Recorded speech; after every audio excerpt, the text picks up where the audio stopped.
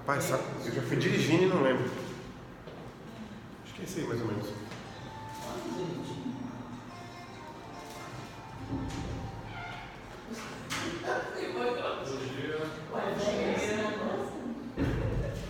Bom dia. Vamos orar?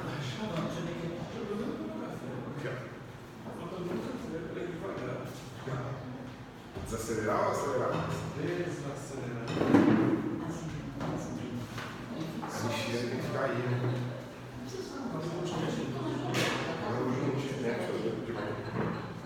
Eu acho ele em casa. Aí demora. Vamos lá. Obrigado, Senhor, pela manhã do dia de hoje, pelo dia de escola bíblica que nós temos, pelo dia de culto. Obrigado por esse dia especial dos batismos. Te pedimos em nome de Jesus que o Senhor nos acompanhe durante esse dia, nos permita sentir a sua presença, nos guiando durante o dia. Te peço que essa aula de agora seja para o nosso aprendizado, para que o nosso louvor e a nossa adoração ao Senhor sejam mais próximos daquilo que o Senhor merece. Em nome de Jesus, amém. Muito bem, então, hein? Bom, então a gente teve o seguinte. Hoje a gente tem a aula 12. Só recordando, talvez quem não tenha vindo na aula passada, que a gente dividiu uma aula inteira chamada Igreja Medieval, que estava marcada para ter uma aula só exatamente no domingo passado. Na ordem estava bem certinho, assim, né? Mas aí eu resolvi fazer 3 aulas de medieval. E aí hoje a gente começa a segunda agora, né? Então hoje é o capítulo 5 ainda, que é o capítulo da Igreja Medieval, mas as páginas 54, 55 e 56. Beleza? A revisão da aula passada vai ser mais curta hoje, porque a gente teve só 2 tópicos na aula passada, né? 2 tópicos maiores, né? Que foram a importância do Gregório Grande e as atividades missionárias que começaram a partir dele. Na verdade, como eu disse na aula passada, a atividade missionária existe desde o Pentecostes, né? Desde de Mateus 28 e 19, né? 19 e 20. A atividade missionária sempre houve. Aliás, a atividade missionária foi a característica uma das mais importantes da igreja primitiva, né? Da igreja de Atos. Aquele avanço ali inicial, obviamente, acontece por causa da mente missionária e da obediência também às missões, né? No entanto, a gente tem no Gregório é como se fosse assim, um momento histórico importante, porque ele tem uma estratégia e um planejamento para um evangelismo e para uma atividade missionária muito mais ampla, né? Então ele envia missões para a Grã-Bretanha, ou só Bretanha, pode dizer assim também, ali no extremo norte extremo noroeste da França e a Grã-Bretanha, claro, né? E também os territórios germânicos, né? Que hoje, pelo menos alguns deles, é a Alemanha. Então teve esses 2 aspectos importantes. Importante também que assim, a gente não chega a falar muito sobre isso num curso como o nosso, porque é um curso mais rápido, né? De introdução. Bom dia, Valadares. Mas a gente tem um efeito claro desse período missionário, vamos dizer assim, do Gregório, exatamente a partir daquele período de fragmentação da Europa, né, da Europa do Império Romano. A gente tem efeitos desse evangelismo, das invasões bárbaras e também do próprio desenvolvimento do fim do Império Romano em diante, pelo menos 200 anos, porque aqueles que foram evangelizados no extremo norte, eles têm, de certa forma, a influência deles é apreciável, é visível no desenvolvimento do Império Romano do Ocidente, aliás, da Europa depois do fim do Império Romano. O que eu quero dizer é que há efeitos claros históricos perceptíveis desse período de atividade missionária do Gregório, tá certo? E além do mais também, só relembrando como revisão da aula anterior, o Gregório é importante, ele não é o primeiro Papa necessariamente falando, mas ele se torna um marco, vamos dizer assim, esse marco que a gente chama de transição histórica, né? Por exemplo, a gente está falando de igreja antiga e de repente fala de igreja medieval. O marco dessa transição de um período para o outro acaba sendo o Gregório, apesar de que ele não é o primeiro Papa, como eu disse na aula passada, né? talvez ele possa ser considerado o primeiro Papa na medida em que ele é o que traz a feição, vamos dizer assim, do que o papado seria e que é até hoje, né? E aí, nesse sentido, ele é importante porque ele consegue... Eu li uma frase agora essa semana, eu não sei se vou lembrar muito bem, mas ela dizia mais ou menos assim: no Império Romano do Oriente, o imperador era mais papa, se bem que a palavra do Império Romano do Oriente nem é papa, é patriarca, né? Mas ele é mais patriarca do que, ou ele é tão patriarca quanto imperador. Então, por quê? Porque a relação entre a igreja e o Estado é tão próxima que o imperador intervém diretamente nas decisões da igreja. Isso é uma realidade do Império Romano do Oriente, Constantinopla, grego, né? No Império Romano do Ocidente, como o Império Romano cai em 476 e deixa de ter imperador, deixa de existir, significa dizer o quê? Que o Papa é tão imperador quanto o Papa. Essa que é a troca, né? No Oriente, eu vou colocar assim, em termos de hierarquia estatal, né? O imperador com uma influência direta no patriarcado. E no Ocidente, o Papa com uma influência direta no Estado. Se bem que não existe o Estado. Essa inversão.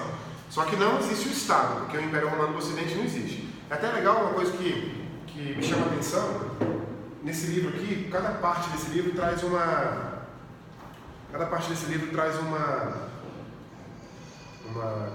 cronologia.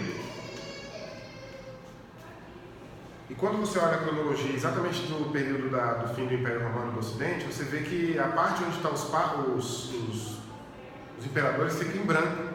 Lógico, não tem imperador, né? É interessante ver isso, porque dá essa dimensão de que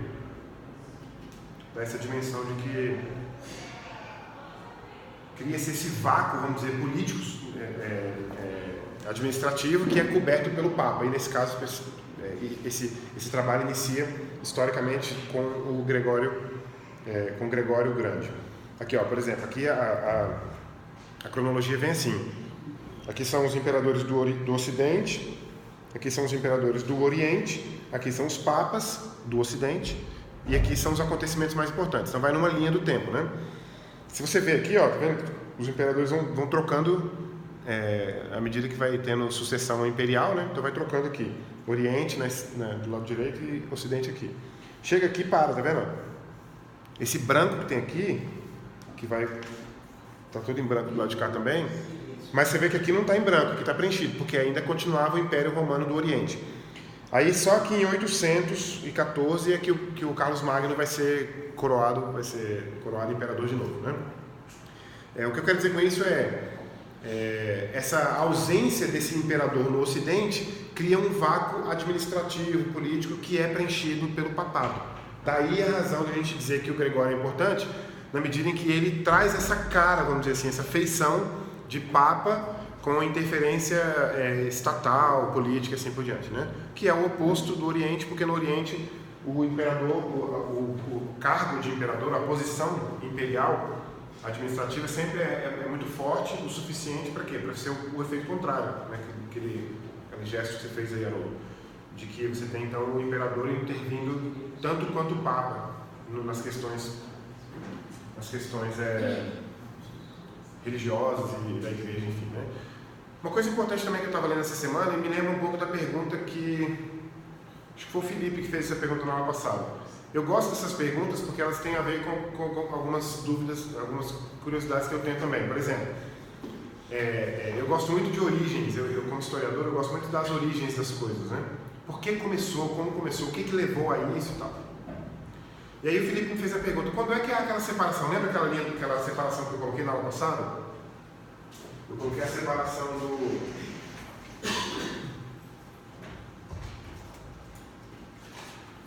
coloquei a divisão,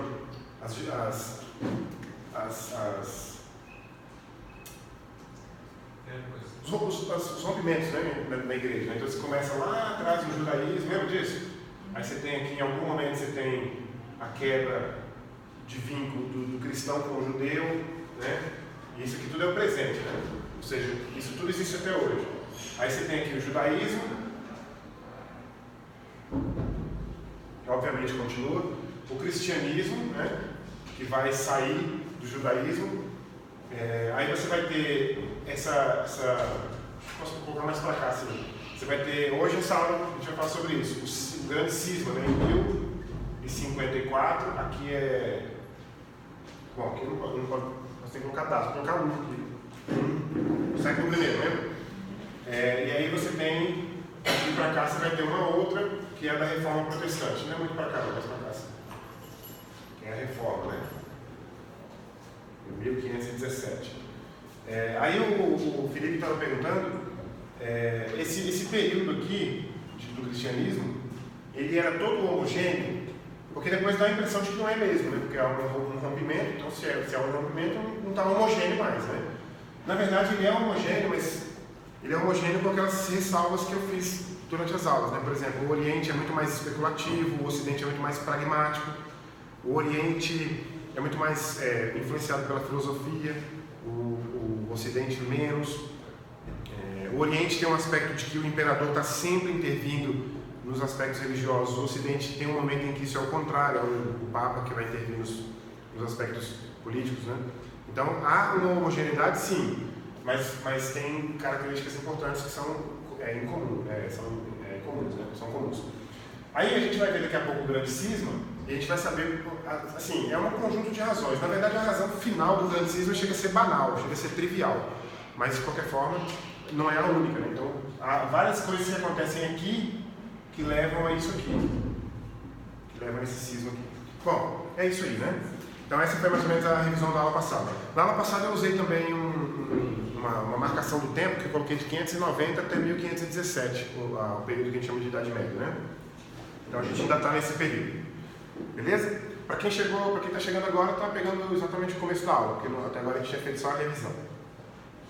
Então vamos lá, a gente continua então com a Igreja Medieval, os anos, eu acabei repetindo aqui, ó, os anos são 590 a 1517, as características desse período de mais ou menos 1000 anos são a queda do Império Romano do Ocidente, a gente viu na aula passada, monasticismo, que eu fiquei de falar na aula passada, eu vou fazer alguma menção hoje, o papado, a gente falou na aula passada, e hoje a gente faz o grande cisma, as conquistas árabes e esse último pedaço aqui, que é o novo Império Romano, cruzadas, teologia, aliás, hoje vai só até cruzadas, semana que vem, teologia e reformas, beleza?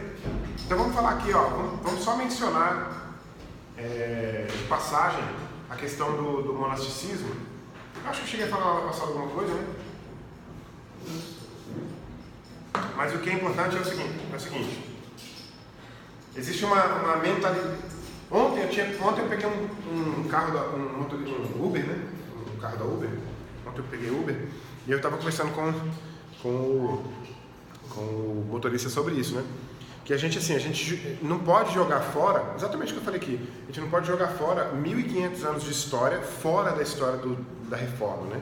Esses 1517 anos, para ser mais exato, eles têm uma porcentagem, uma proporção muito grande da base do que nós somos hoje. Por exemplo, a questão teológica, a questão doutrinária, né?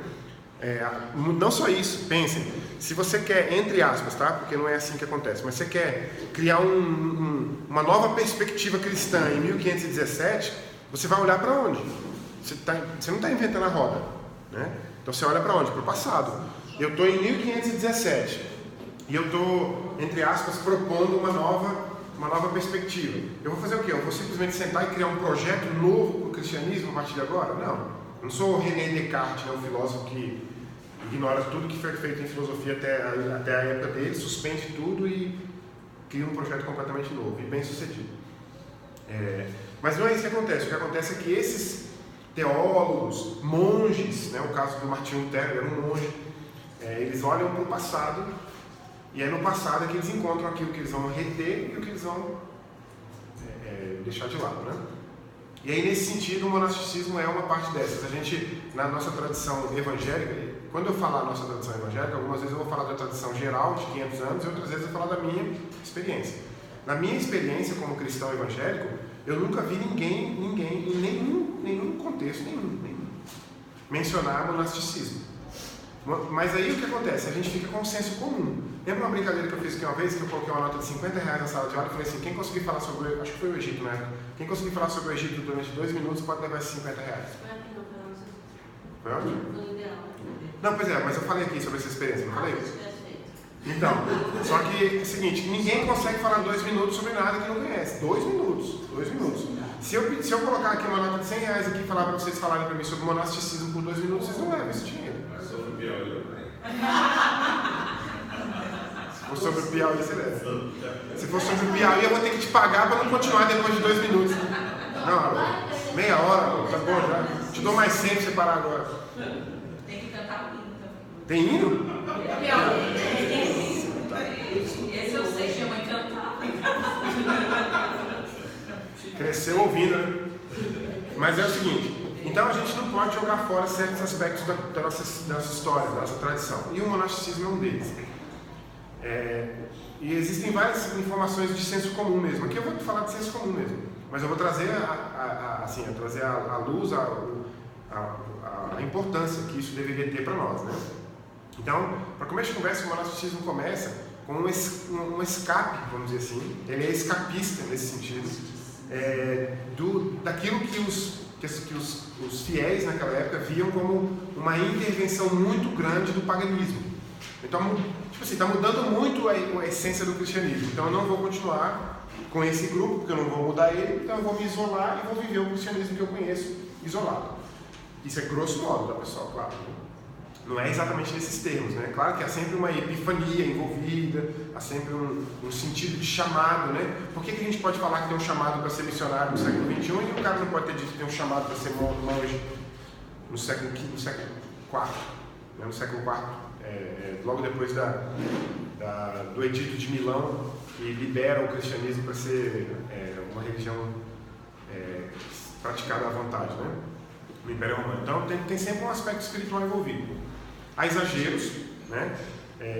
Mas os exageros são todos justificáveis, eu acho. Por exemplo, a Bíblia fala sobre o jejum como mortificar a carne, né? A gente talvez não consiga entender muito bem o que é isso. Aí quando a gente não entende, a gente faz aquilo que a gente entende, né? Concorda? Já viu aqueles casos? Aí é que surge, né?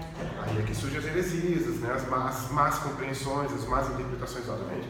Então aí o que os monges faziam? Isso assim, as práticas não são todas comuns. Algumas são praticadas por alguns, outras por outros. Algumas são no Oriente, outras no Ocidente. Existe uma diferença. Então, por exemplo, para citar um caso extremo, houve um monge que ficou tinha uma estrutura que era uma coluna de um prédio que havia sido construída, e ele ficou em cima dessa coluna por 37 anos, 30 anos no mínimo, né? Ele viveu em cima dessa coluna. O que ele estava fazendo? Mortificando a carne. Havia um censo, teve um, é porque eu infelizmente não recordo os nomes, seria bom que eu lembrasse os nomes, porque eu não estava preparado para falar sobre eles agora. Mas teve um que ele tem um desejo sexual muito grande, um apelo sexual muito grande, né? E ele acha que isso é pecado, né? E aí, como ele acha que isso é pecado, o que ele faz? Ele tem um momento específico em que ele tira toda a roupa, ele está no deserto, tá isolado, né? Tira toda a roupa, fica completamente nu, e ele vê uns arbustos daqueles que coça, né? Urtiga e tal, e se rola ali, com espinho também se rola ali e mortifica a carne de fato, se machuca muito ali, para poder dizer para ele mesmo, para a consciência dele, a carne precisa ser mortificada, para que você não coloque a carne para pecar. Claro que a concupiscência vem na mente, não vem na carne. A carne é um meio para a satisfação do desejo. A concupiscência nada mais é do que um desejo que é contrário ao desejo que eu deveria ter com o Espírito Santo morando em mim. O meu desejo deveria ser X, daí eu tenho Y. Paulo fala isso em Colossenses, quando ele fala da luta da carne e do espírito, né? Um milita contra o outro. E aí os monges tinham essa perspectiva muito mais presentes na vida deles do que nós hoje. Então, por exemplo, quando você fala assim, um exemplo, né? Não é o meu caso, mas um exemplo. Quando eu não era cristão, eu era alcoólatra. Então, é óbvio que, sendo cristão, eu vou evitar o bar. Não é óbvio isso para nós? Não é assim que a gente age? Então, só que acontece que isso é o mínimo que a gente pode fazer, né? Se fosse na época dos monges, estou exagerando porque estou só especulando, mas se fosse na época dos monges daquele tipo de monasticismo, em vez de não ir para o bar, eu ia destruir os bares. Mas estou exagerando de propósito só para vocês verem o nível que era de comprometimento do monasticismo em relação à mortificação da carne, em relação ao isolamento.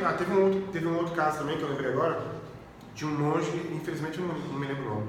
Ele mata um mosquito, ele mata uma mosca, um mosquito, não sei qual é a situação exata lá, e ele se sente tão arrependido de ter feito isso que ele fica num pântano, sem roupa também, num pântano que ele sabe que tem muito mosquito, para os mosquitos picarem ele. Sabe o que acontece? A questão é a seguinte, é que isso se torna uma marca memorável. Essa é a lógica. Por exemplo, Oi? A carne marcada. É aquilo que, tipo assim... Daquele filme que tem atualmente, como é que é? Forrest Gump? Não, o outro que ele fala daquele livro.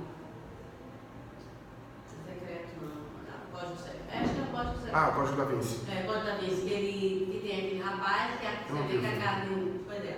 As costas dele é toda marcada. Porque cada vez que ele tinha um desejo, uma vontade, que não era condizente com a santidade, ele se martirizava. Porque quando ele olha para aquelas cicatrizes, ele entende que ele não pode pecar contra o Senhor. Sim, esse é o ponto. Esse é o ponto. Ali nas Filipinas isso acontece até hoje, né? Tem um instrumento, inclusive, que eles usam para autoflagelo. Então eles pegam o instrumento aqui na mão e começam a bater o instrumento aqui nas costas, assim, autoflagelo, né? Bom, é o seguinte, o que nós aqui nessa sala, membros desta igreja e ligados a esse conjunto de crenças que é a igreja batista tradicional, o que nós pensamos sobre isso? Infelizmente, nós colocamos isso no pacote do que a gente ignora. Existe na nossa mente compartimentos do tipo, eu tenho que dar atenção a isso e eu não posso dar atenção para aquilo. Então a gente acaba, como eu não vou ficar me dedicando a estudar monasticismo como crente, então eu jogo no pacote do que deve ser ignorado. Sendo assim, eu ignoro, por exemplo, uma situação interessante. Por exemplo, o Agostinho, ele tinha, eu falei isso de alguma forma, eu vou falar de outro jeito hoje. Ele tinha um problema com sexo também muito grande. Eu não sei se era exatamente com sexo, se era promiscuidade ou se era desejo. Aí eu não me recordo muito bem. Mas ele tinha uma dificuldade tão grande e ele sentia tanto prazer no próprio desejo que quando ele orava, isso antes de se converter, óbvio, porque eu falei para vocês que ele era filho de uma mulher cristã, então ele cresceu no Evangelho. Quando ele orava pedindo a Deus para iluminá-lo, para indicá-lo o que ele devia fazer, para agradar a Deus, ele dizia, Senhor, eu quero, entre aspas, né, em outras palavras, eu quero me converter, mas eu preciso deixar esse desejo sexual. Aí ele, na mesma frase, como se diz na expressão em inglês, no mesmo fôlego, ele dizia, mas não agora. Então, tipo assim, é como se fosse um alcoólatra, né? E aí, você não quer parar de beber? Não quero, mas não agora. Vou parar de beber, parar hoje.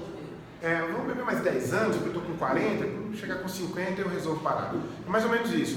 Isso significa o quê? Significa que existe uma percepção muito, muito clara daquilo que eu não devo fazer. Mas não apenas isso, porque isso nós temos. Nós aqui temos.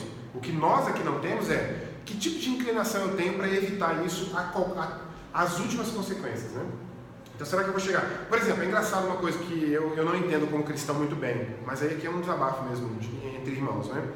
Porque Jesus fala assim, se o seu olho direito te fizer pecar, arranca ele e joga fora. Melhor você perder uma parte do corpo do que o corpo todo por causa do pecado. Eu vou exagerar naquele esquema meu, né? Que vocês me conhecem, sabem que eu sou polêmico e exagerado de propósito para chamar a atenção, é didático, né?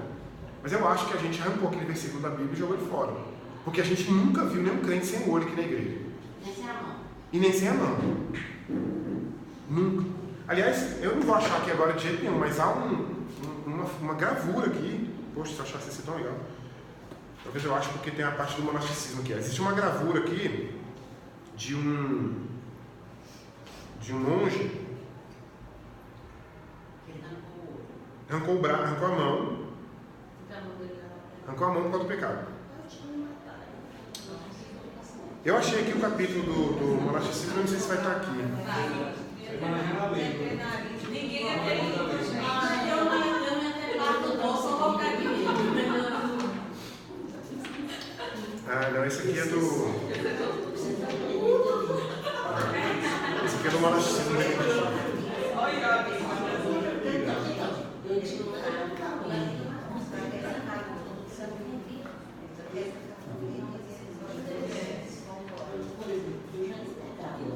Segundo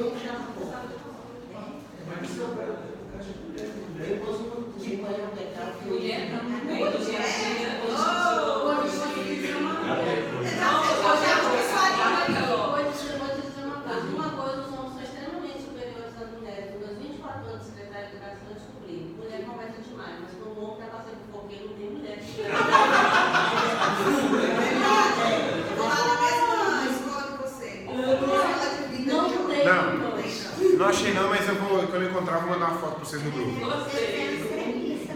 Mas então, será que eram? Me diz, se não quiser. Então, me responde, você acha que eles eram extremistas? Você acha que eles eram extremistas? Eu acho que sim. Então Jesus também era. Esse é o ponto. Esse é o ponto. Porque a irmã que estava falando aqui, eu estava assim. Ela falou assim, não, mas eles eram muito extremistas. Eu perguntei, você acha que eles eram extremistas? Então, você acha que eles eram? Sim. Então, nós é que somos mansos demais e nós vamos responder pelo nosso pecado. Porque foi Jesus que disse, arranca o olho. Agora, você imagina, por exemplo, se eu chegasse hoje no século XXI, né? Porque teve... Engraçado, né? Eu vou andar por terrenos tortuosos aqui, né? Tipo, areia movediça, né? Porque, por exemplo, existe uma noção... Quem é médico aqui? Alguém é médico aqui? Existe uma noção na medicina que você não pode fazer automutilação, de forma nenhuma, né? Não pode fazer automutilação. Por várias razões, óbvias, né? Mas aí o que acontece? Você não pode fazer automutilação nem sozinho em casa, e muito menos acompanhado por um médico. O médico não pode fazer a mutilação de um órgão que não precisa ser mutilado. Você vai amputar uma perna quando for necessário, né? E quando não for, você não amputa, concorda? Essa é a ética médica, concorda? Então, aí a mudança de sexo de um homem para uma mulher, fazendo a mutilação do pênis, ela é autorizada e os médicos fazem, não fazem? É estranho, você acha? É estranho. Tem especialistas na internet aí, bons, tá? Não é esse maluco de YouTube, não. Dizendo que a gente deveria questionar exatamente o aspecto legal disso, né? Peraí, não pode mutilar, não. Porque daqui a pouco a pessoa fala assim, não, eu me sinto... Existe casos já, tá? Esse exagero que eu vou falar agora não é na minha cabeça, não. Existem pessoas que se sentem que estão no corpo de uma pessoa mutilada, mas elas têm todos os membros. Então o que elas fazem? Eu não sinto que eu estou no corpo de uma pessoa que tem duas mãos. Então eu vou lá no hospital e peço para arrancar as duas mãos. Mas isso é proibido. Ninguém pode fazer. Qualquer médico que faz é clandestino. Tá. É aquele caso, por exemplo, de a pessoa que se sente no corpo de um gato, né? Tem um caso na Europa da mulher que a mulher tá fazendo tudo que um gato faz, ela se sente como um gato. Por que eu estou exagerando aqui? Porque o que aconteceria na nossa sociedade se de repente eu aparecesse sem o meu olho direito? E aí o pessoal, o que aconteceu? Não, eu tirei meu olho direito porque eu estou pecando por causa do meu olho direito. Seria um escândalo nacional, mundial. Concorda? E eu te pergunto. Pois é. Por quê? Porque nós lá atrás, quando Jesus falou para arrancar o olho, a gente não arrancou pela primeira vez. Porque se a gente tivesse feito disso uma prática, a gente teria sido até esquecido já pela sociedade. Esses malucos desses cristãos aí que arrancam o olho, arrancam o braço.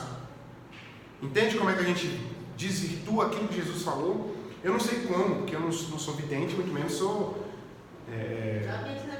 nada disso. Mas eu tenho certeza, eu não sei como, mas eu tenho certeza que Deus vai cobrar da gente todos os nossos atos. Porque às vezes a gente pensa que, estou salvo, estou de boa, vou chegar no céu, vou passar direto. Você vai passar direto para o céu, mas você não vai passar direto sem responder por todos os seus atos.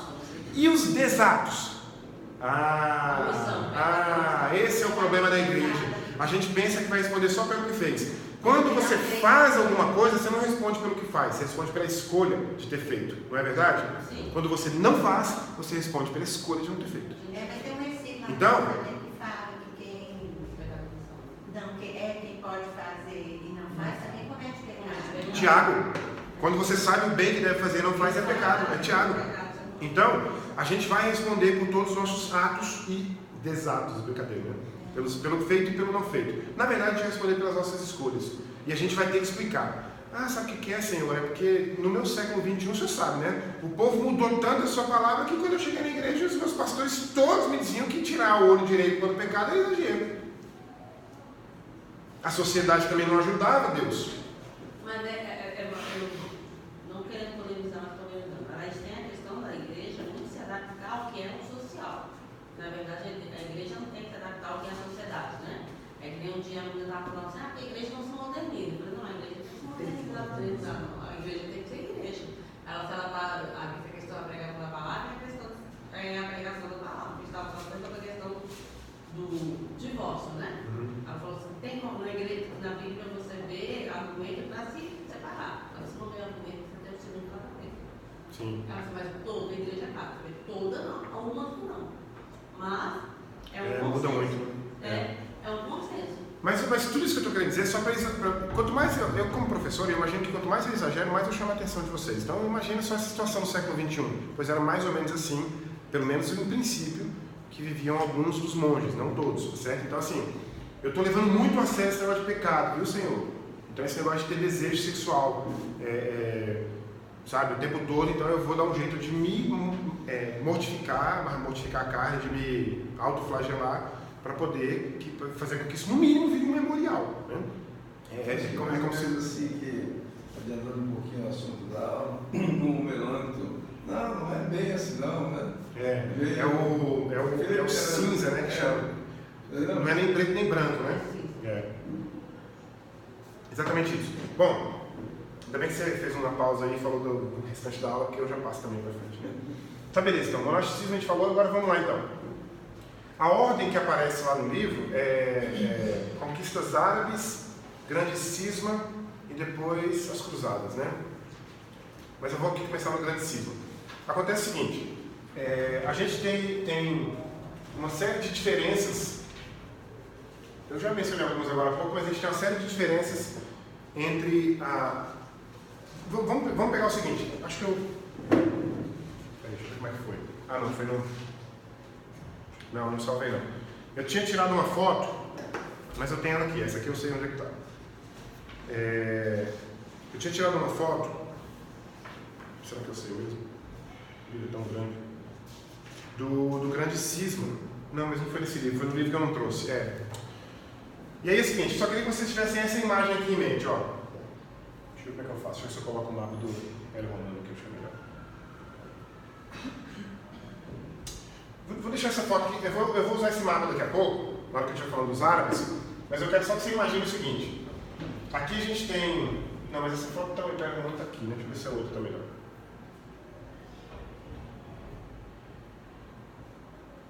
Essa aqui mesmo. Ó, eu tenho aqui o seguinte. Esse aqui é o mar Mediterrâneo e aqui está a Itália. Então, portanto, Roma vai estar mais ou menos aqui. Certo? Então, aqui é o norte da África. Você pode pegar aqui, ó, no mínimo aqui, daqui para frente. Aqui é Trípoli, não sei se você já ouviu falar, Líbia, hoje é Líbia, né? Aqui é Cartago, perto de Hipona, onde Agostinho atuava, né? Daqui para cá é o Ocidente. E daqui para cá é o Oriente, certo? Aqui Grécia, aqui já é Grécia. Grécia, Ásia Menor ou Turquia, né? Constantinopla vai estar bem aqui. Certo? Então a gente tem o seguinte, esse lado ocidental, ele tinha uma... Deixa eu voltar um pouco mais para ficar mais claro. Imagina o evangelho começando a ser pregado aqui. O que é isso aqui? Isso aqui é a Palestina, né? Imagina o evangelho começando a ser pregado aqui, então ele avança nesse sentido aqui, ó. Certo? Ele avança nesse sentido, para cá também, mas menos e mais espaço. Então ele avança nesses três sentidos, certo? Só que à medida que ele vai avançando para esses sentidos aqui, ele vai, mais ou menos uma situação que a Mônica colocou agora, não é exatamente assimilando as culturas dos locais, mas é que é como se fosse assim, imagina, eu vou num lugar, planto uma igreja e deixo uma pessoa e vou embora. Vou num outro, planto outra igreja e deixo uma pessoa e vou embora. Essa pessoa que fica é treinada por mim, mas essa pessoa, ela deixa de existir quando eu a conheço e passa a ser uma pessoa completamente nova? Claro que não. Então, todas as características culturais e locais daquela pessoa ficam. E aí ela vai alterando à medida que ela vai passando pelo processo de santificação dela, que é o caso nosso também, né? Só que acontece que essa mentalidade local, ela é impressa no próprio cristianismo que é colocado ali. Tendo dito isso, imagine o seguinte, se aqui, do lado de cá para cá, da Grécia para cá, eu tenho todo um histórico filosófico em Platão, Aristóteles, Sócrates, assim por diante, então significa que em termos de pensamento, em termos de pensamento mesmo, né? Racional, em termos de reflexão, eu tenho aqui uma influência desse pensamento grego. E do lado de cá, eu tenho uma influência do pensamento latino no sentido de Roma, por causa da língua mesmo também. Certo? Então, essas diferenças, elas sempre houve essas diferenças. Sempre houve. Certo? Desde o começo. Essas diferenças, elas não são suficientes, vou colocar aqui 1054. Vou puxar aqui, né? 1054. que século I, 1054, vou colocar só um marco aqui que é 323, você pode colocar de 313, quando acontece o Edito de Milão, quando a religião é permitida a prática no Império Romano, até, sei lá, vamos colocar aí até 381 a data precisa de quando o Império Romano, de quando o cristianismo passa a ser a religião oficial do Império Romano. Certo? Teodósio é o nome do imperador, acho que é esse ano aqui, mas é nessa década. Então aqui você tem essa transição, né, de igreja perseguida para igreja autorizada, né, inclusive melhor que autorizada, mas não apenas isso oficial. E aí aqui você tem os grandes cismas de 1054, que é isso que a gente está falando agora. Então, aí você pensa, eu vou colocar duas linhas aqui e vou te explicar o que eu quero dizer com isso. Aqui, ó, as duas linhas estão assim. Uma linha que segue e outra linha que faz isso aqui. Essa linha que faz isso aqui é a chamada ICAR, né? Igreja Católica Apostólica Romana. Essa linha aqui é a Igreja do Oriente. Quando eu falo Igreja do Oriente aqui, apesar de haver diferenças que a gente não vai falar, porque são diferenças muito, muito peculiares e também no curso de introdução não tem necessidade, a gente tem a russa,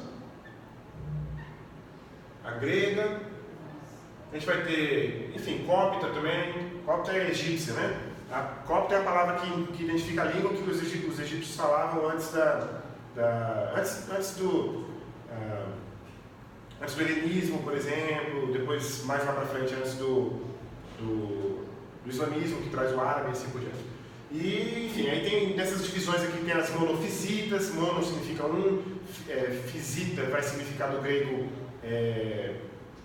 substância, então seria Jesus Cristo é apenas um e a divindade dele é tão maior do que a humanidade é absorvida pela divindade. A gente falou sobre isso no Concílio de Constantinopla, né?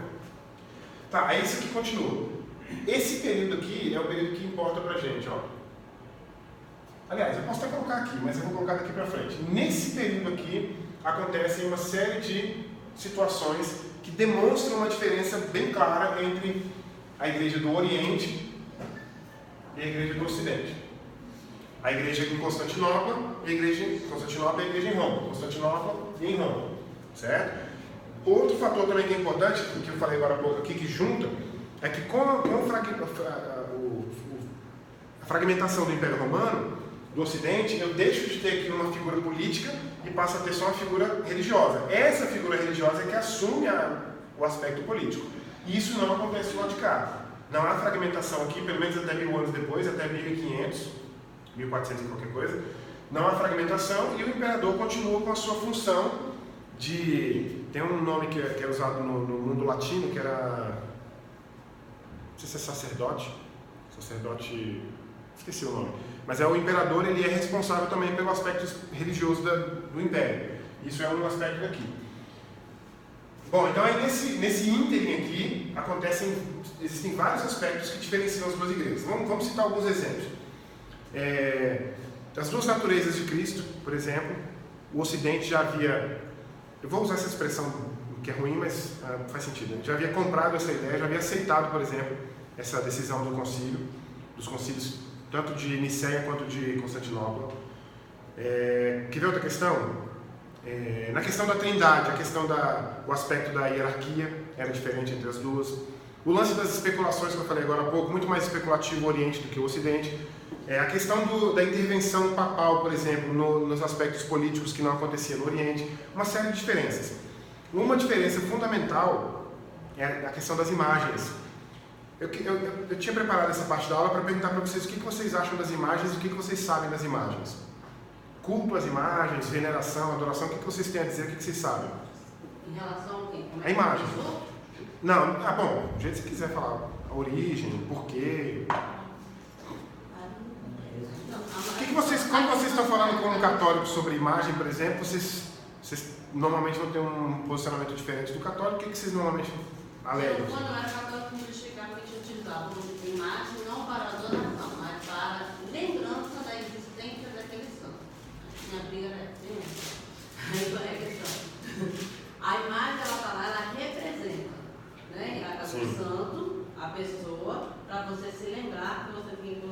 de santificação. Quando você questiona o fato de que na Bíblia está escrito que você não deve construir com suas mãos ou não pegar feito de outras mãos e colocar, eles colocam que o quê?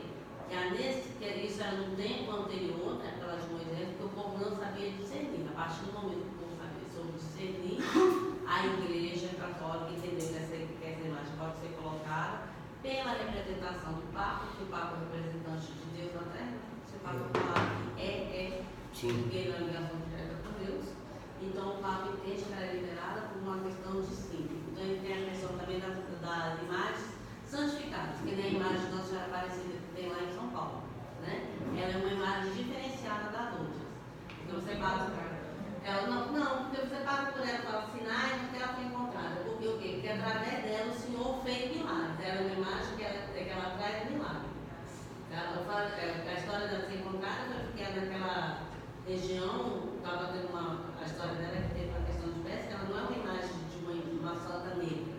Na verdade, ela é uma imagem que estava envelhecida. Você chega perto dela assim, você vê que ela é bem envelhecida, né? E ali tem a questão do milagre. Então, essas imagens são diferenciadas das outras. A Mônica falou um negócio importante aqui, que eu queria que mencionasse. Se alguém quiser falar alguma coisa, pode levantar a mão e me interromper, que eu passo a palavra para vocês aí. Mas ela falou uma coisa que eu achei importante. Existem várias razões, algumas razões para o uso da imagem. Aí eu peguei essa palavra, uso da imagem, exatamente para não confundir com adoração à imagem, porque a adoração é só um uso. Então, olha só, você tinha um dos usos que eu acho mais úteis, uso útil, não sei se isso não é redundante, mas é porque você tinha assim, a maioria dos cristãos não sabia ler. Maioria, certo? Então, você tinha imagens que representavam eventos bíblicos que ficavam como se fosse a leitura que aquela pessoa vai fazer. Vamos dar um exemplo. Se você visse, por exemplo, Noé e fazendo qualquer gesto assim que desse a entender que fosse Noé levando os animais, direcionando os animais para a arca, você tem essa imagem, e aí quando a pessoa pergunta que imagem é essa? Ah, isso é a imagem de Noé, que nessa posição direcionou os animais para a arca. Animais para a arca? Sim, a história é XYZ. Então a imagem permite, didaticamente, levar a história que é bíblica. As pinturas, no caso aí, né? As pinturas e retratações. Então, nesse sentido, ela tem esse uso. Ou seja, ela é como se fosse a leitura que o analfabeto vai fazer, porque ele não pode ler a própria palavra. Certo? Outra era a imagem de um mártir, por exemplo, que havia sido martirizado por causa do Evangelho e que era homenageado, respeitado, venerado, né? E aí, posteriormente, então, você tinha, por exemplo, nos túmulos, você tinha uma escultura, por exemplo, de um homem, e esse homem era aquele lá que tinha sido martirizado. E aí você voltando no túmulo um ano depois, ou nos anos subsequentes, você, mais uma vez, aquele lance da imagem, o símbolo, você usa aquela imagem para que ela seja um referencial para você. Certo? Obviamente que isso desdobra em outras coisas, por exemplo, desdobra na intervenção que o santo tem diretamente com o Pai e assim por diante. Fechando esse pedaço aí, mas fechando com a conclusão, vamos dizer o seguinte: uma das dificuldades que havia entre o Ocidente e o Oriente era que, olha que interessante essa, o Ocidente aceitava o uso das imagens no culto e o Oriente não. Na verdade, alguns setores do Oriente. Mesmo nesse sentido, havia algumas divisões internas. E a razão era a bíblica da imagem para culto. Então não podia fazer imagem igual Êxodo, principalmente, não pode fazer imagem com a mão e nem usar a imagem feita. Então, por causa disso, tem que tirar do culto. Então o Oriente tira as imagens de culto e depois o Ocidente mantém. Depois o Oriente mantém no outro desdobramento histórico. Mas a questão esse era um dos aspectos que levou até a separação. Certo? Então, eu acho que eu estou avançando na separação aqui eu quero falar também dos árabes. Então, o grande cisma acontece em 1054, e olha que interessante, a partir disso, essa igreja católica romana, na verdade eu posso até tirar isso aqui, porque aqui mais para frente eu vou colocar uma outra cisão, né? Que é da 1517. Essa igreja católica romana aqui, ela continua florescendo, ela continua pesquisando, continua assim. Aí vai aparecer o Tomás de Aquino, por exemplo, nessa história. A Igreja do Oriente, ela é hoje, em 2019, muitíssimo semelhante ao que era em 1054. A Igreja Católica Apostólica Romana é semelhante apenas. mas não é tão parecida quanto era aqui. A igreja protestante, menos ainda, né? Ela não se parece com quase nada do que tem aqui, pelo menos não visualmente. Então, esse é um aspecto importante aqui, ó, que é essa continuação da igreja do Oriente, ela continua homogênea, vamos dizer assim, né? E há diferenças aqui, altos e baixos aqui. Até quando eu fiz essa linha aqui, não sei se eu fiz com o Felipe, ela dá uma subida aqui, porque em 1517, quando acontece a Reforma Protestante, acontece a Contra-Reforma. Às vezes a gente pensa, a gente vai ver isso nas próximas aulas, às vezes a gente pensa que Contra-Reforma é a Igreja Católica indo contra os evangélicos, né, os protestantes. Mas não é exatamente isso. É isso, mas não é só isso. É a Igreja Católica olhando para essas críticas e pensando, peraí, será que esses caras estão falando só besteira? Ou será que tem alguma coisa que eles estão criticando a gente que a gente realmente deve mudar? E há algumas mudanças, né? Beleza? Alguma dúvida aí? Então tá, separação da Igreja Católica Apostólica Romana e da Igreja Católica Apostólica Ortodoxa, que é o nome que foi dado posteriormente. Mas tem muitas variações, cara. Como eu disse, copta tem a Igreja Etíope, por exemplo, que tem características próprias, né? É uma igreja forte, mas não aceitam, por exemplo, algumas não aceitam o conceito de Nicéia, o credo de Nicéia, outros não aceitam o credo de Constantinopla e assim por diante. Certo? Conquistas árabes. Aí é o seguinte, eu trouxe aqui, só para ilustrar a aula, porque eu gosto de fazer isso, 3 livros, se vocês quiserem emprestar, está tudo em inglês. 3 livros que são fundamentais para entender os árabes. Tanto hoje, os árabes que eu falo os muçulmanos mesmo, né? Tanto hoje quanto no seu desenvolvimento histórico. O principal deles é esse que tem em português, eu não sei se o nome dele em português é só a tradução, uma história dos povos árabes, talvez seja. Mas esse Albert Hourani, ele é uma autoridade em história árabe e ele é equilibrado, ou seja, ele é árabe, ele deveria ser tendencioso e é de certa forma, mas equilibrado o suficiente para nós que não somos árabes lermos a obra. Esse aqui eu li. Esses 2 aqui eu só consulto quando eu preciso, capítulos como eu consultei essa semana. Esse aqui chama Infiéis, né, talvez seja, a história do conflito entre o cristianismo e o islamismo. É interessante esse livro. E esse aqui é a história do Oriente Médio, 2000 anos de história. Esse livro aqui, ele é inclusive utilizado no concurso do Ministério das Relações Exteriores, porque ele é realmente um livro um referencial muito importante. Mas aí vamos lá então, os árabes. Os árabes, ou não exatamente os árabes, mas o islamismo, né? Então vamos lá. Está aqui, vai estar aqui. Né? Origens e o avanço inicial. Só para a gente não ficar aprofundando muito.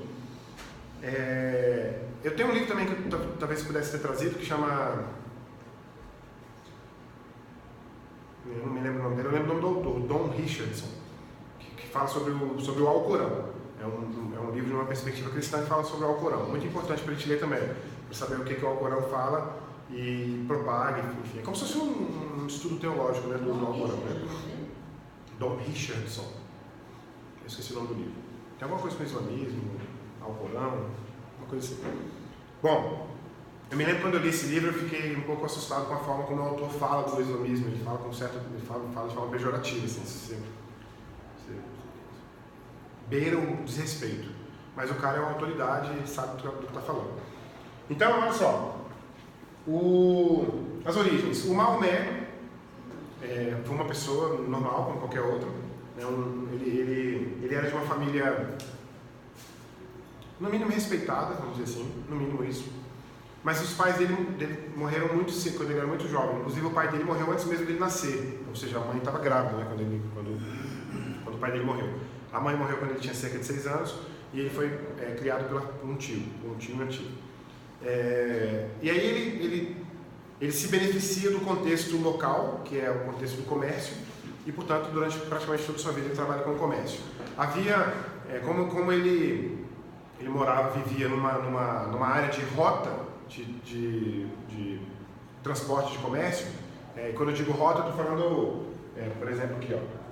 Estou falando... aqui, ó. Aqui o mapa. Mas esse mapa aqui está completo. Ó, estou falando disso aqui, ó. Aqui, ó. Isso aqui é rota para cá e para cá. Certo? Então isso aqui é um entroncamento. Aliás, essa região aqui ela sempre foi muito disputada, não apenas por causa de questão religiosa apenas. As cruzadas não foram só isso. A gente vai ver daqui a pouco, bem brevemente. Então essa aqui é uma rota importante para comércio, né? Você imagina que isso aqui é uma ponte, né? Vamos dizer assim, porque você tem esses dois, como é que é o nome desse Suez, né? Não, tem um canal aqui, mas eu esqueci o nome Não, o canal é aqui, ó. O canal é que atravessa dessa porção de água para o Mediterrâneo. Então você tem essa ponte aqui, essa ponte vira uma roda comercial. Não Cordão qualquer. Esse cordão aqui, ó. Certo? Então, essa região que ele vivia era uma região de rota comercial e, portanto, ele se beneficia disso. Seria óbvio que ele fosse, portanto, um comerciante de qualquer sorte aí que fosse, né? Ele se casa com uma mulher que era viúva de um homem rico, e aí essa mulher financia ele assim. Vamos imaginar agora um contexto contemporâneo. Se eu quisesse fazer um mestrado e não pudesse trabalhar e minha esposa pudesse pagar todas as despesas da casa durante o período do meu mestrado, significa que ela estaria sustentando o meu estudo, de certa forma, né? Como se eu tivesse uma bolsa, né?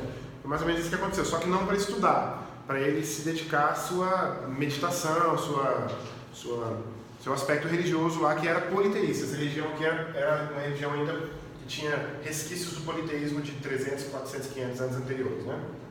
Certo? Então ele se beneficia disso, e na medida em que ele está livre, vamos dizer assim, do trabalho mais exigente e pode se dedicar espiritualmente, ele tem os seus isolamentos em cavernas na região, e num desses isolamentos,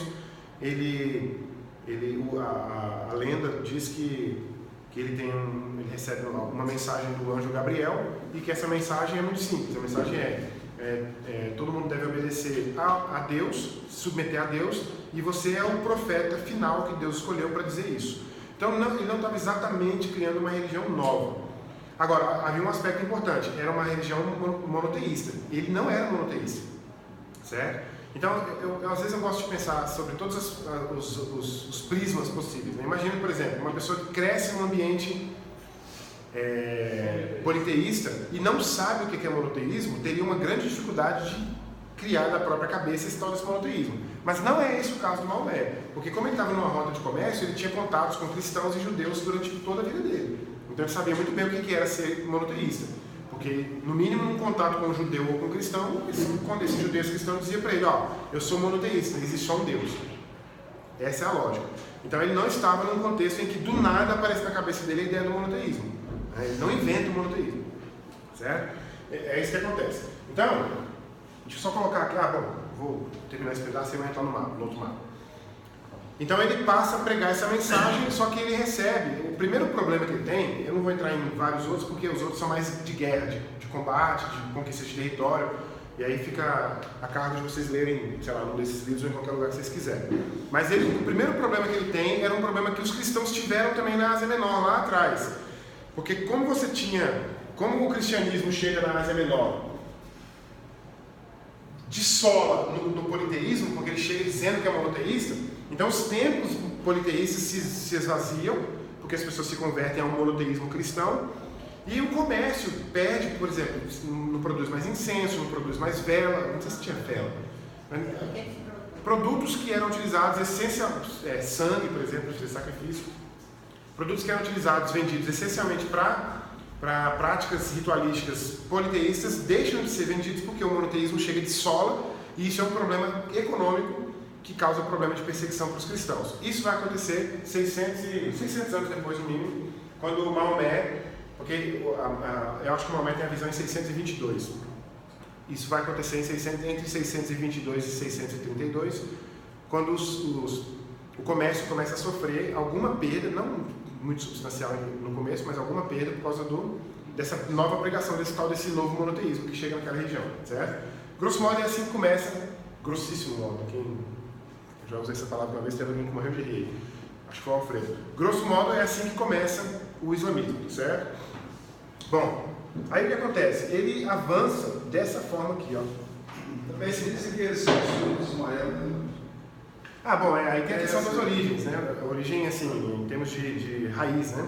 Então, ele é uma, boa colocação, é uma religião abrâmica, ou seja, tem uma origem em Abraão, certo? Assim como o cristianismo e o judaísmo. Todas as três religiões monoteístas maiores do mundo atualmente são abrâmicas nesse sentido, porque elas têm a sua origem em Abraão. Descendente de quem? Ismael. Bom, aí é porque achei que o som estava vindo aqui. Aí acontece essa diferença importante. O cristianismo e o judaísmo têm a sua descendência em Isaac. Já o islamismo vai buscar a sua descendência em Ismael, certo? E aí, obviamente, tem toda uma construção por trás disso, mas de qualquer forma, pode ir, professor. Seja bem-vindo. Há toda uma... Se você pegar Abraão aqui, e aí você tem... Vou colocar numa linha reta Isaac, né? Você vai ter uma... Ismael. Você vai ter uma... E aí isso aqui fica...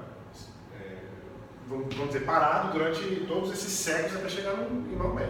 E aí, a partir daqui, ele puxa a linha para o islamismo. Pastor Mateus. Bom dia, meus irmãos. Desculpa atrapalhar essa brilhante aula sobre história, do cristianismo, mas eu queria fazer um convite a vocês.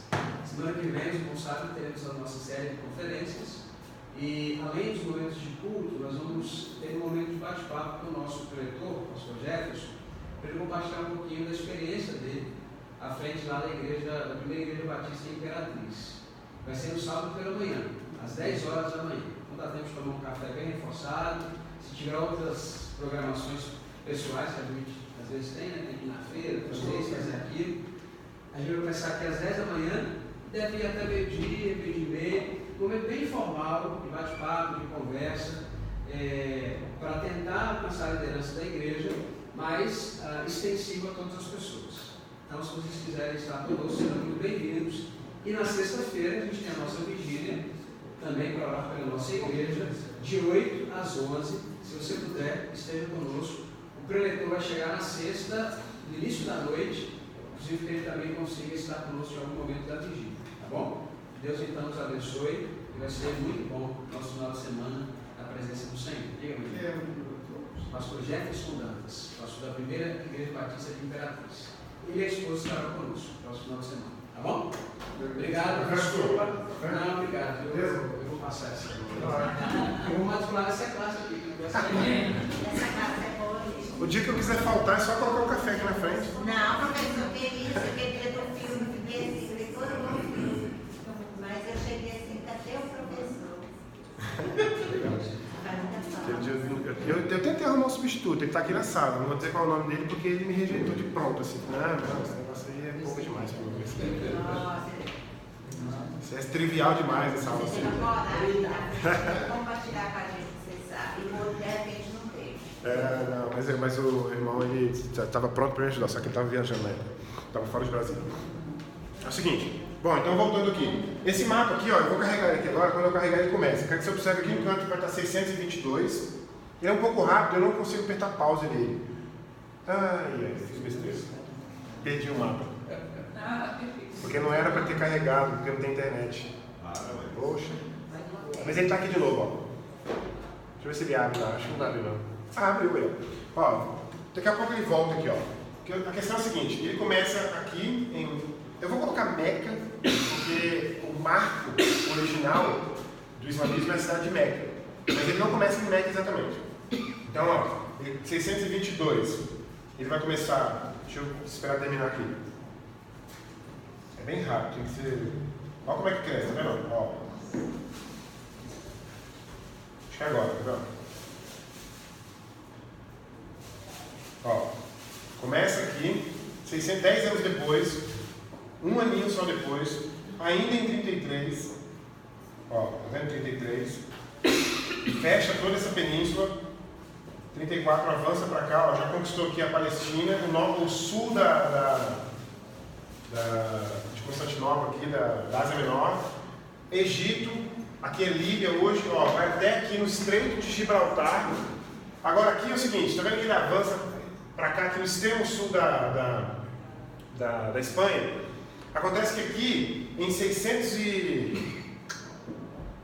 60, 70, segunda metade do século VII, ele, na hora que ele vai avançar em direção à Europa, de fato, ele é parado por Carlos Magno lá na Batalha de Poitiers.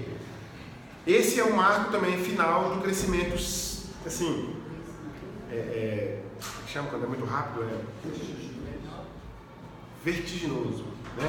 Do islamismo, nos primeiros 100 anos, certo? Então esse mapa indica como que ele cresce tão rapidamente em 100 anos. E isso tudo tem um aspecto de eloquência muito grande do próprio Maomé no começo e de eloquência dos califas. A palavra califa significa substituto ou sucessor, né? Sucessor do Maomé? Não. Sucessor de Maomé, exatamente. Nossa, mas cresceu muito rápido. Muito rápido, mas acontece que cresce assim. É batalha, sabe? Assim, Curso de guerra. é guerra, exatamente. É conquista de território, né? Agora tem um detalhe importante que ninguém nunca fala, quase nunca fala.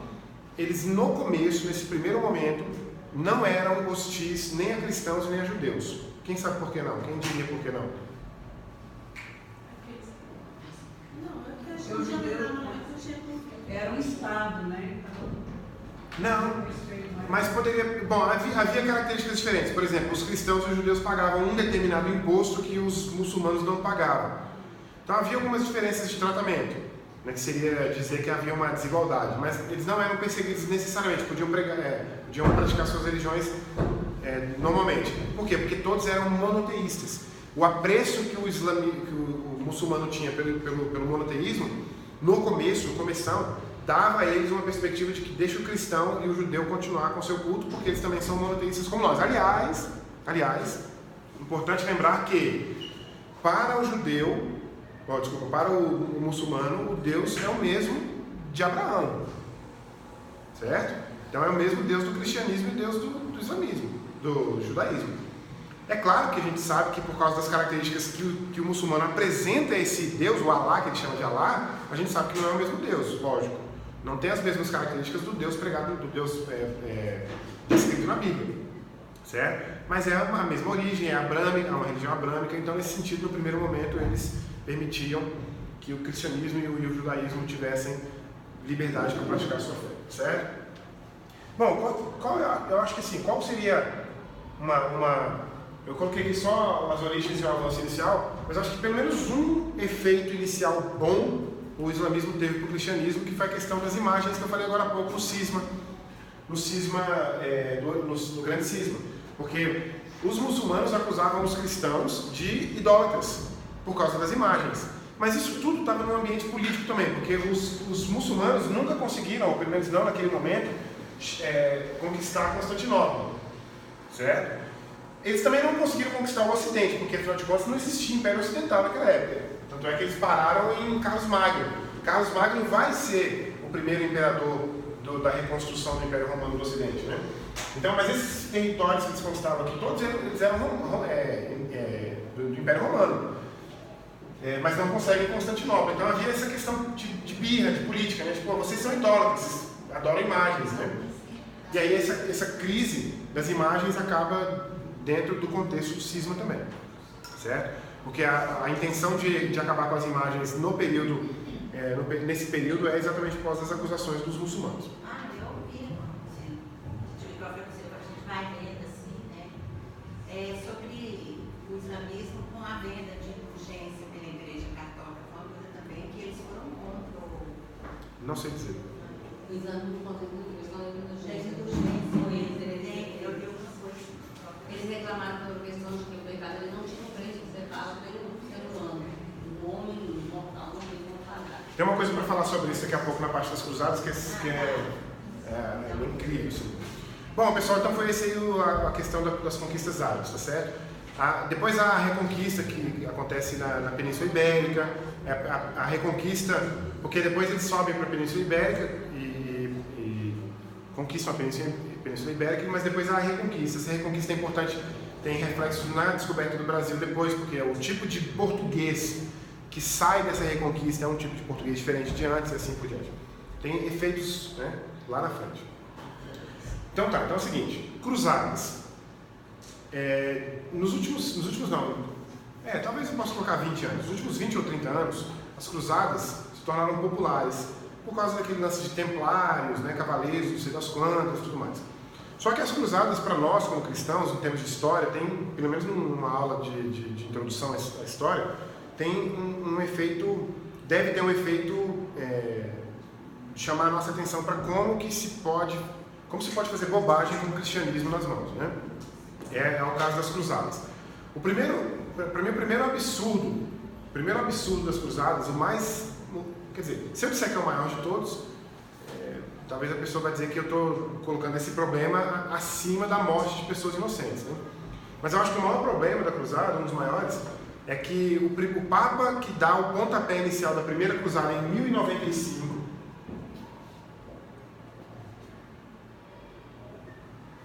o Urbano II, é esse o nome dele, quando ele faz um discurso, ele é de origem francesa, então ele faz um discurso bem popular, muito provavelmente na língua dos francos, ele era franco, né? Ele convoca os cristãos. Na verdade, existe uma palavra que a gente também não usa muito no nosso contexto, que é cristandade. Quem sabe o que é cristandade? Existe cristianismo e cristandade. Qual a diferença entre cristianismo e cristandade? Cristianismo é a religião, cristandade é o lugar onde o cristianismo chega. O conjunto de todos os cristãos a gente chamaria de cristandade. Então, ele faz uma convocação à cristandade da sua época para invadir o Oriente, o Oriente, né? O Oriente Médio, por algumas razões que eu vou falar daqui a pouco. Só que o que acontece? O absurdo é, para conseguir convencer as pessoas dessa empreitada, dessa guerra, né? Dessa guerra santa, entre aspas, ele promete o perdão de todos, quaisquer que sejam pecados, caso você morra nessa batalha, né? Tem uma frase dele nesse discurso que é assim, chocante mesmo. Chocante.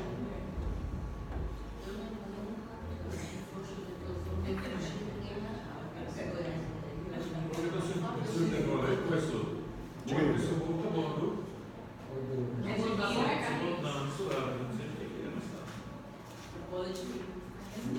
Olha só essa frase, hein? Olha só essa frase. Urbano II. Eu o digo aos presentes e ordeno que seja dito aos ausentes. Então eu digo para vocês aqui e ordeno que vocês digam para quem faltou hoje. Cristo está mandando. Todos os que forem e lá perderem a vida, no caminho ou por terra ou por mar, ou na luta contra os pagãos, terão perdão imediato de seus pecados. Isto eu concedo a todos os que marcharem em virtude do grande dom que Deus lhe tem dado. Então não é assim, Deus disse para mim que vai perdoar todo mundo. Não, eu é que estou concedendo o perdão do pecado. É claro que qualquer maluco que dissesse isso hoje seria risível, né? Talvez não. Claro. Mas a questão é que dizer isso para aquelas pessoas não é exatamente risível. Portanto, tanto é que isso faz sentido para eles, né? Algumas pessoas iam para as cruzadas e conseguiam voltar vivas e voltavam decepcionadas, porque elas queriam ter morrido nas cruzadas. Porque queriam não apenas o perdão dos pecados, como algum tipo de promessa qualquer, de galardão, o que fosse. Mas durante o tempo as coisas foram mais conseguiram voltar, começaram a ganhar terra, tem a questão das terras que eles conquistavam no caminho, tem a questão da riqueza que eles faziam com o comércio no caminho também. Depois, os títulos de nobreza porque lutavam e ganhavam do papado. E também tem um outro detalhe, a primeira cruzada, que é essa de 1095, que vai até 1099, se não me engano, essa primeira cruzada, ela é a única cruzada bem sucedida. Aliás, tem um texto aqui, um texto que eu acho que define bastante essa primeira parte. É um texto bom, ele é um pouquinho longo, mas é... Aqui, ó. O objetivo da cruzada, né? O objetivo era derrotar os muçulmanos que ameaçavam Constantinopla, salvar o Império do Oriente, unir de novo a cristandade, 3 objetivos, né? Reconquistar a Terra Santa, em tudo isso ganhar o céu. Então, pelo menos 4 objetivos, certo? Reconquistar a Terra Santa, proteger Constantinopla, salvar o Império do Oriente e unir a cristandade. Todos esses objetivos são conquistados e depois todos são perdidos, certo? Bom, aí o que acontece? É por isso, aí que entra a fala da Mônica. A partir desse momento, as outras cruzadas foram, se não me engano, 9 grandes e várias outras menores. A partir desse momento, as outras cruzadas têm outros aspectos envolvidos, não apenas esses. Então, por exemplo, você vai na primeira e você descobre que há uma escassez de um produto que tem aqui no Império Romano aqui com facilidade, então agora eu já levo para vender lá. Então vira comércio. Mas também tem benefícios. Por exemplo, os muçulmanos, eles haviam guardado grande parte do conhecimento antigo, conhecimento mesmo de filosofia e tal, traduzidos para o árabe e guardado nos seus centros de estudo e tudo mais, né? Uma das vantagens do islamismo é essa. E aí eles traziam de volta esses textos, obviamente traduzindo de novo do árabe para o latim ou para o grego. Então eram textos que haviam se perdido, não tinha mais esses textos, por exemplo, no Oriente, tanto no Império Romano do Oriente quanto no Ocidente. Então essa é uma outra vantagem. Mas aí as duas motivações que a gente coloca são peregrinações e a Guerra Santa. Então a gente vai ter, na peregrinação teria o seguinte: peregrinar sempre foi um ato religioso histórico em praticamente todas as religiões, porque sempre há uma figura ou um local que é um marco de uma religião. Então, por exemplo, até hoje os muçulmanos peregrinam para Meca, que é o centro, vamos dizer assim, o local central de adoração do islamismo. Até hoje há pessoas que fazem peregrinação para a Terra Santa, né? A gente aqui no nosso contexto evangélico, a gente vai à Terra Santa e não chama de peregrinação, porque a gente acha que o nome indica que a gente é católico, mas é uma peregrinação. Ir para a Terra Santa para conhecer e fazer qualquer coisa lá que você pode fazer aqui também é peregrinar, certo? Agora, acontece que essa palavra peregrinação também está carregada de uma característica própria da época, né? É a dificuldade em fazer essa rota. Hoje, pegar um avião e pousar lá em Tel Aviv não, talvez seja Tel Aviv, né? Você pousar em Jerusalém mesmo. Você pousar em Jerusalém não é uma peregrinação, né? Muito pelo contrário, é bastante confortável, né? Você fica no hotel, enfim. Você vai lá, visita todos os ambientes clássicos da nossa religião e volta como se fosse turismo, né? Vira turismo, na verdade, né? Mas de certa forma é uma peregrinação. Então, peregrinação não é nada de novidade em nenhuma religião. O cristianismo também tinha suas peregrinações, tanto a própria Jerusalém, quanto a cemitérios onde eram enterrados, por exemplo, os mártires e assim por diante, né? Então aí a peregrinação começou a haver uma dificuldade na peregrinação por causa do fator islamismo. Mas lembre-se, no começo do islamismo, eles não eram contrários a nada relacionado ao cristianismo. Ou seja, a única coisa que eles tinham vocês não são muçulmanos. Tem um detalhe também, que era proibido se converter de islamismo para cristianismo. Isso que acontece até hoje é histórico no islamismo, certo? Isso não é nada de... Só naquela época eles se matavam. Eu não sei, aí eu não sei como é que era a dinâmica, eu só sei que não era proibido. Era proibido se converter de islamismo para cristianismo, e judaísmo, obviamente, né? É claro que não era proibido o contrário, não era proibido se converter do cristianismo para o islamismo, e nem do judaísmo. Então a peregrinação começa a ter uma certa dificuldade, e para justificar essa correção, vamos dizer assim, esse ajuste dessas peregrinações, as cruzadas passam a ter essa importância. A cruzada, tá? A gente não deve pensar também que a primeira cruzada é feita com a intenção de fazer outras. A segunda cruzada só acontece porque a primeira não dá certo. Só isso. E a terceira só acontece porque nenhuma deu certo e assim por diante. A primeira é. Mas ela é longa desse jeito porque todos os contingentes de cristãos que vão chegando até a Terra Santa, eles chegam de vários lugares diferentes. São vários comboios, né? E esses comboios vão guerreando, vão morrendo de fome, de sede, de doença, né? Enfim, acontece 1 milhão de coisas nesse caminho, né? Guerras, obviamente, né? Quando chega principalmente no território da Ásia Menor, aí é que vai ter guerra mesmo, porque você acha que os muçulmanos vão deixar eles entrando e invadir facilmente? Claro que não, certo? Bom, aí tem essa questão da peregrinação. Tem a questão da Guerra Santa também, que é a seguinte: a justificativa da Guerra Santa, ela está lá no Agostinho, mas numa característica completamente lúcida. Não estou dizendo que... Bom, eu acredito que a justificativa dele seja razoável. Aliás, eu não tenho nada contra a guerra. Nada contra a guerra. Não tenho nada contra a violência e nada contra a guerra. Só que é o que eu sempre digo. Coisas como violência e guerra têm sempre a sua proporção. E essa proporção é muito difícil. A linha que divide a proporção do aceitável com a proporção do inaceitável é muito tênue. Então, por isso que a gente tem absurdos, né? Mas ninguém nunca deve pensar que guerra é completamente desnecessário. Guerra é necessário, né? E aí acontece que a justificativa da guerra, obviamente que a justificativa da guerra é a justiça. Se você acha que uma situação está acontecendo que é injusta, mas também tem um detalhe importante, tá? Eu não estou dizendo aqui que eu estou defendendo a guerra no século XXI. No Agostinho. No Agostinho. Se você tem uma motivação de justiça, essa guerra é santa. Essa é a lógica, né? Mas acontece que você tem que lembrar uma coisa: o Agostinho jamais poderia prever qualquer cruzada, ou qualquer inquisição, qualquer coisa que fosse. O Agostinho estava falando no contexto dos circunceliones, que eram o grupo dos... Lembrar o nome do outro grupo? Lembra aquele caso que teve na época do Agostinho, que os bispos eram obrigados pelo Império Romano, na época da perseguição, a entregar as escrituras. E aí os bispos que entregavam as escrituras para se salvar, quando acabou a perseguição, eles queriam voltar ao convívio da igreja. E aí alguns diziam que eles não podiam voltar. Eu esqueci o nome do grupo que dizia isso, era o nome do grupo para uma pessoa. Alguns desse grupo que não aceitavam se tornaram violentos. Não era Pelágio, não, era...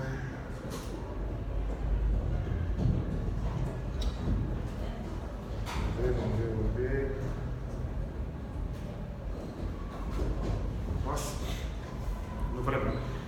Mas havia um setor desse grupo que era violento mesmo, então fazia vandalismo e tal. Para evitar esse vandalismo, o Agostinho escreve que seria necessário que o Estado interviesse, e essa intervenção do Estado só é justa na medida em que essa intervenção provocará a justiça. Então é só isso, mais nada.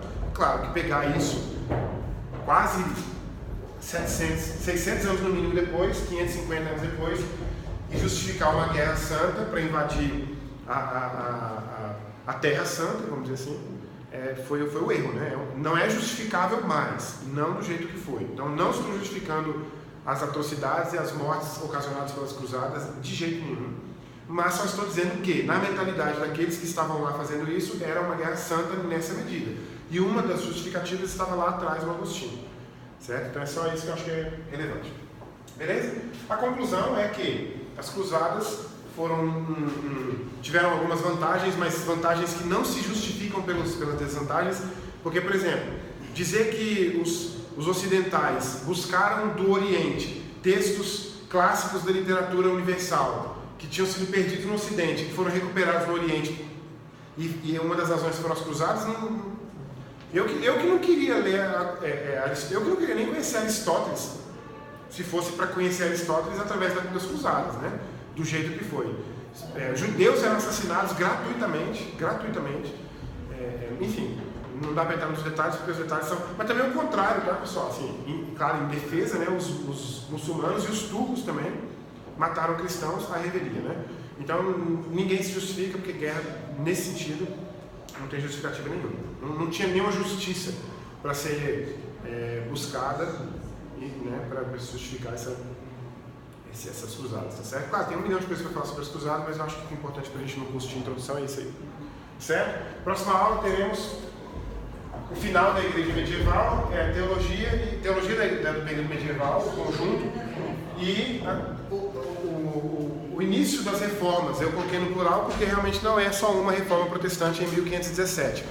Para ser bem sincero, 1517 não é a reforma em si, 1517 é um marco que a gente coloca como data do início da reforma, né? Que na verdade assim, ela vinha acontecendo e de repente quando acontece o evento do Lutero, colocasse 95 teses, eu queria pedir que vocês lessem essas teses.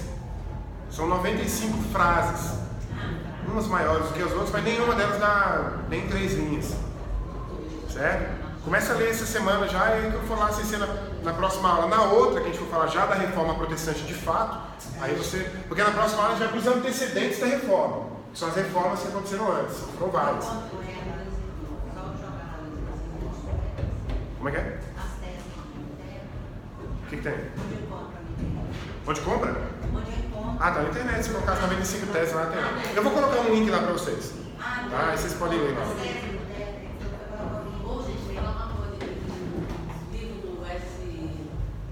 C.S. Lewis? Eu comprei na internet, ele estava parado, quando foi, sabe?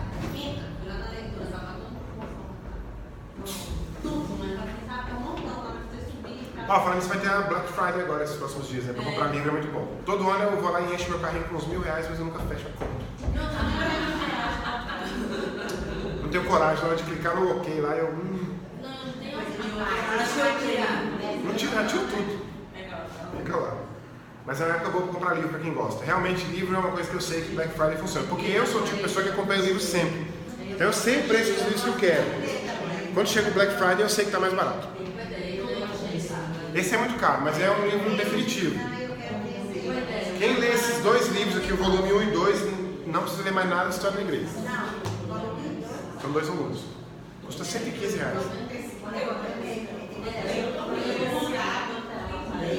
Volume 1, inclusive, vai até o final da Idade Média. O próximo volume é que já é da Reforma. Vamos lá? Vamos terminar? Vamos orar. Vamos lá.